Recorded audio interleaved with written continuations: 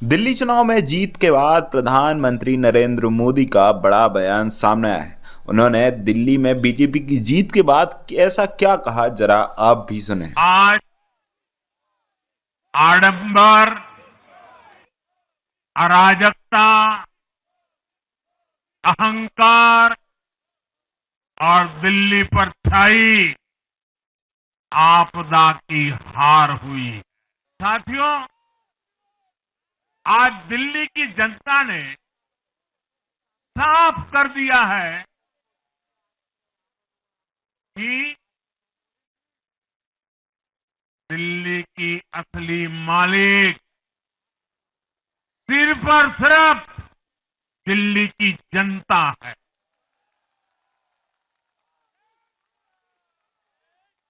जिनको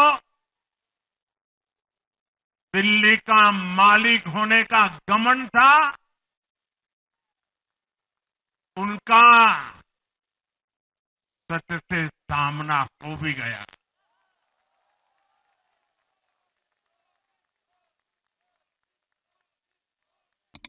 दिल्ली के जनादेश से ये भी स्पष्ट है कि राजनीति में शॉर्टकट के लिए, झूठ और फरेब के लिए कोई जगह नहीं है।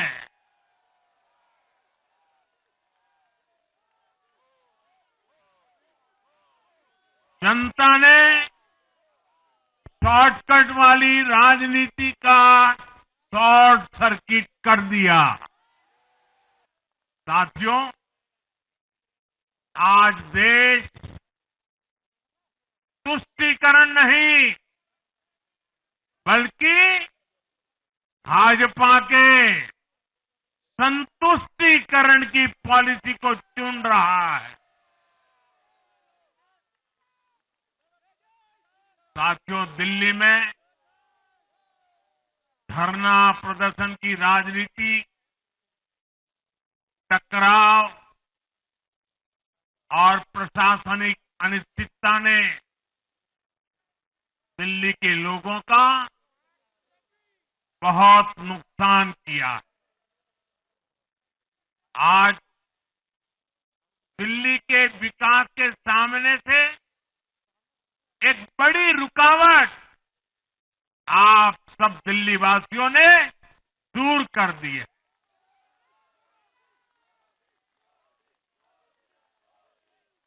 सोचिए,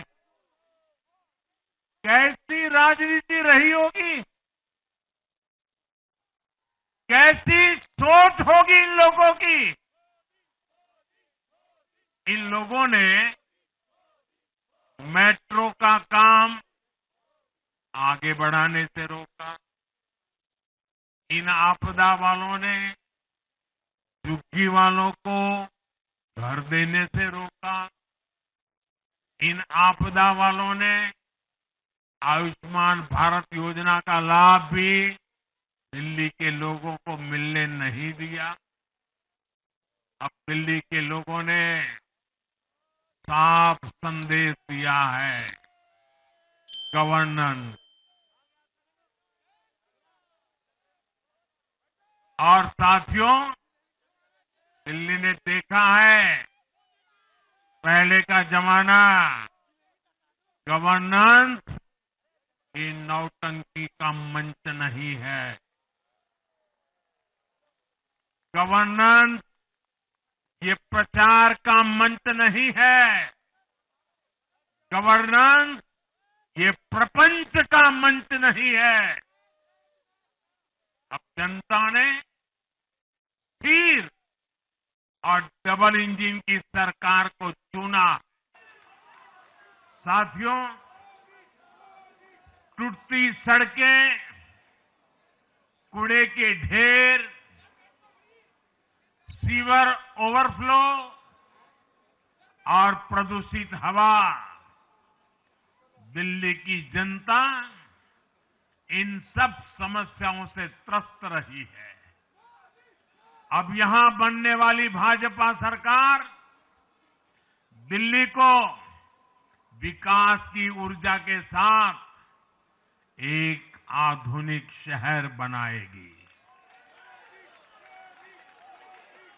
साथियों, पहली बार दिल्ली एनसीआर के हर प्रदेश में बीजेपी का शासन आया है।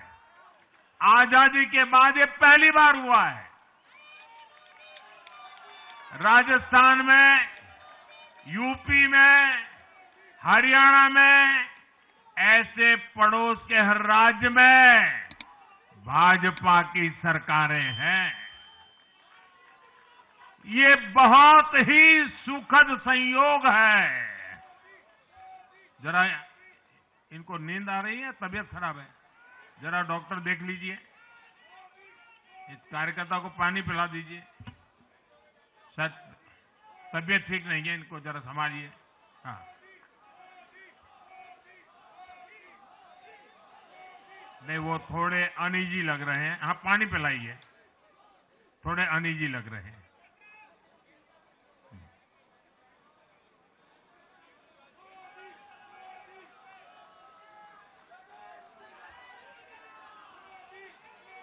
साथियों, इन सभी क्षेत्रों में आजादी के बाद पहली बार एक साथ भाजपा की सरकारें हैं।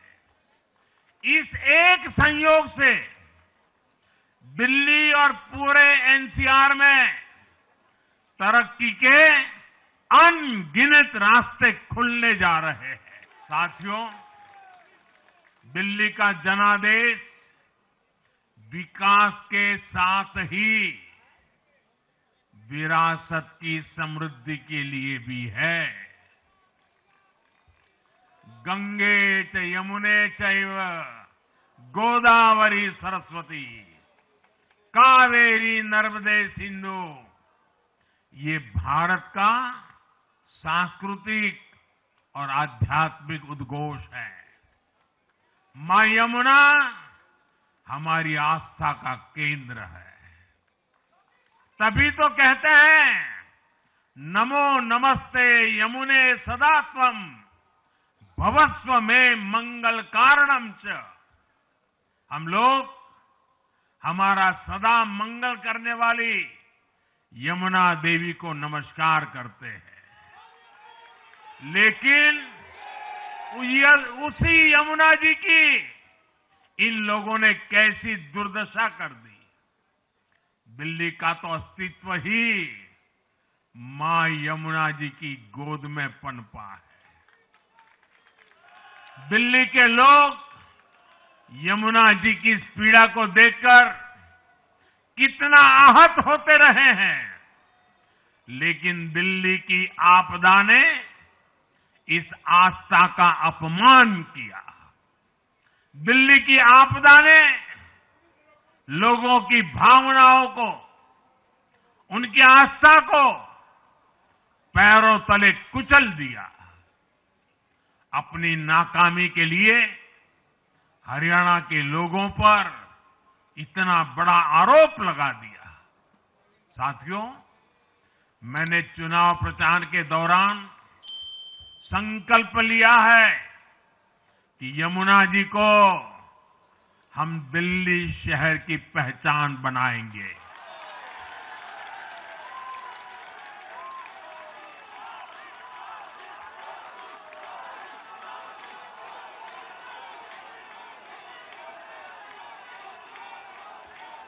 मैं जानता हूं ये काम कठिन है। मैं ये भी जानता हूं ये काम बहुत लंबे समय का है। गंगा जी का देखिए, राजीव गांधी के जमाने से वो काम चल रहा है। समय कितना ही क्यों न जाए, शक्ति कितनी ही क्यों न लगे, लेकिन अगर संकल्प मजबूत है तो यमुना जी के आशीर्वाद रहने वाले हैं।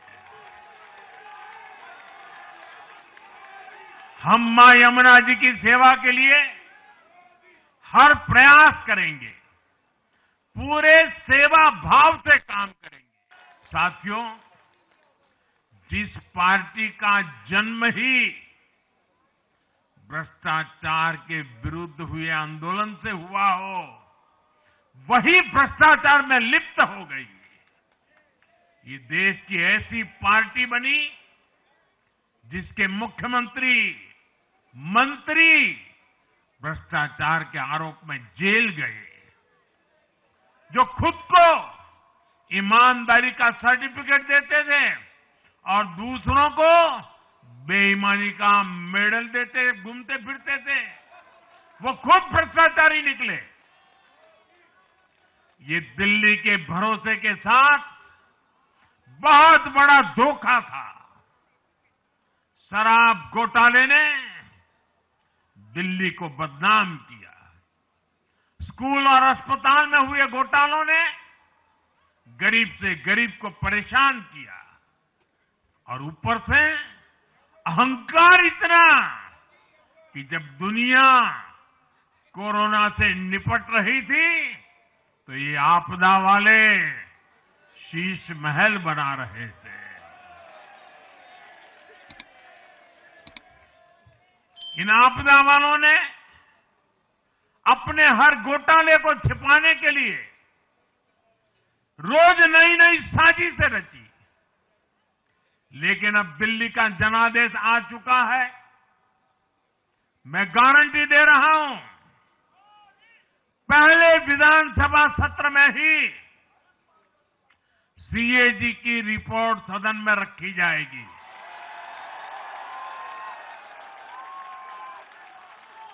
भ्रष्टाचार के हर तार की जांच होगी और जिसने भी लूटा है उसको लौटाना पड़ेगा।